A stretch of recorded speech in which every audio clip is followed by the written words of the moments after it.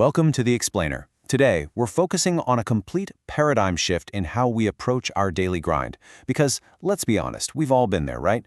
You wake up with the best intentions, you have this meticulously planned calendar, and yet, by 3 p.m., you're completely wiped out, just staring blankly at a screen. Well, today, we're going to follow the journey of someone whose struggles with burnout are probably going to feel incredibly relatable, and we're going to uncover the actual science behind mastering our mental energy. Okay, let's dive right in. I want you to ask yourself a really fundamental question. Are you managing your time perfectly, but still completely running out of energy? For decades, the productivity industry has basically just preached time management. We're taught to block out our schedules, color code our calendars, and try to squeeze every drop of productivity out of every single waking minute.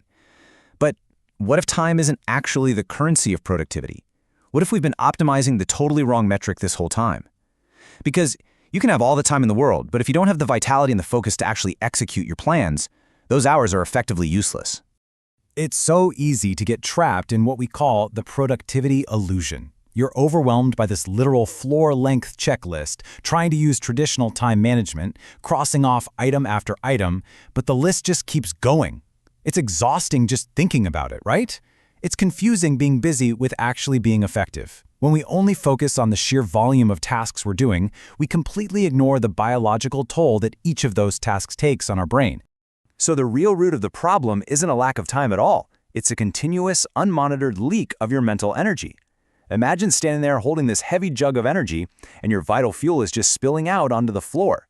Every frustrating email, every micro decision, every little distraction, they all act like tiny punctures in that jug. By lunchtime, you haven't just spent your time, you've unknowingly bled out your cognitive reserves. So, let's look at the science of mental energy. To stop these leaks, we really have to look under the hood. The human brain is a biological organ, and it is strictly bound by the laws of energy consumption and depletion.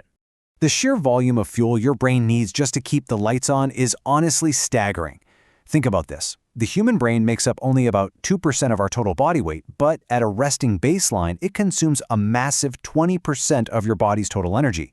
So just sitting there, daydreaming or doing some light admin work requires a fifth of your daily caloric intake. Your brain is an incredibly expensive machine to run, even when you aren't doing any deep, focused work. But here's where it gets really intense. 70%.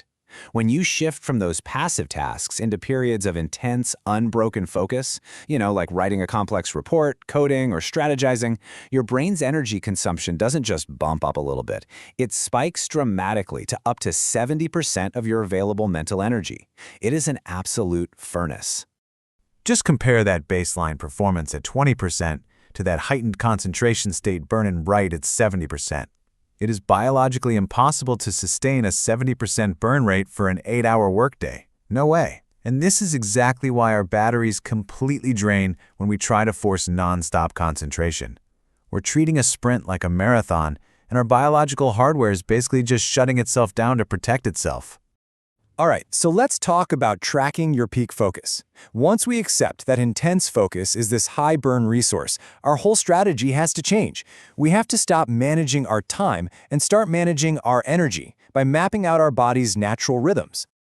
Conducting a personal energy audit is actually pretty straightforward, but it does require some mindfulness. Step 1, observe your habits. When do you naturally reach for that cup of coffee? When do you find yourself just staring blankly at the screen? Step 2, track your energy levels. Just rate your focus on a scale of 1 to 10 every couple of hours for a week. And Step 3, identify the patterns. You are going to quickly see these undeniable peaks and valleys that dictate what your actual productivity capacity is. You kind of have to put on your detective hat here and start searching for clues. Instead of just guessing how you feel, plot every cup of coffee, every moment of procrastination, and every sudden surge of motivation right onto an energy chart. Map out your biological terrain. Every single time you catch yourself drifting off or locking in, that's a crucial data point. And through this diligent tracking, you'll probably have a massive revelation. For a lot of people, analyzing these clues uncovers 2 natural peak focus windows, typically hitting right around 10 a.m. and 2 p.m. These are your golden hours. These are the moments when that 70% energy burn is actually sustainable and highly productive. If you waste your 10 a.m. window answering low-priority emails, man, you are throwing away your most valuable cognitive currency of the entire day. Next, we're conquering decision fatigue. Because knowing when to work isn't quite enough. We absolutely have to protect that energy from invisible drains. Every trivial choice you make consumes a slice of your willpower, leaving your battery half empty before you even reach your peak focus window. The sensory and cognitive overload of daily choices is real. Picking a shirt, replying to 57 emails, scheduling meetings, figuring out what's for lunch, it drains us immediately. But if you automate those trivial decisions, like simply laying out your clothes the night before, you're acting as a bodyguard for your own willpower. You're ensuring your energy is fully charged for the work that actually matters. Now let's tackle defeating digital distractions. If decision fatigue is a leaky faucet, digital distraction is a completely broken pipe. Our smartphones are literally engineered to hijack our attention, and constantly resisting them takes a huge toll on our baseline energy. So the crucial point we have to figure out is this. How do we actually protect our most valuable peak focus hours? When 10 a.m. rolls around, what specific drastic measures do you need to take to safeguard that vital window from being interrupted? Because relying on sheer willpower alone is a losing game. Willpower is a finite resource. It drains with every passing minute. We need environmental design. Look, placing your smartphone on a high, unreachable shelf is definitely better than having it sitting right on your desk. But it still requires mental energy to tell yourself not to go get it. As long as that phone is in your line of sight, it is occupying a small, persistent chunk of your cognitive bandwidth. The ultimate solution to willpower depletion is complete removal. Just leave the device outside the room entirely.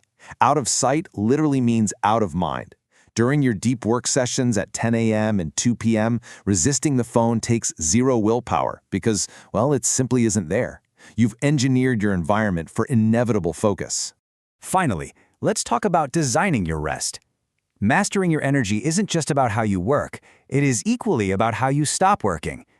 Just as your brain needs intense focus, it absolutely requires periods of total disengagement to recharge and get ready for the next day.